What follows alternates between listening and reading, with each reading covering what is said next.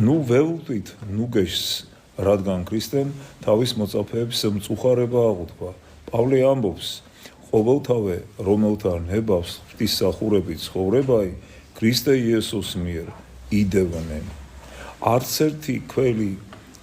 მეომარი ბრძოლის ველზე არ მოელის აბაზანებსა და ნუგბარს დაზნექიო სუფრებს ეს მეომრის კი არა გაზულუქებული მდიდრის ცხოვრება მეომარი იბრძვის მტვერში გაოფლილი მწველი მზის სხივებს ქვეშ ნაკლუნევანებასა და სიზნელეებში ეს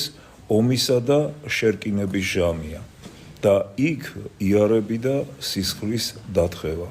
ტკივილის დათმენა მოელის ყოველს უსმინე რას ამბობს ნეტარი პავლე ესრეთ ვიჭირვი ვითარცა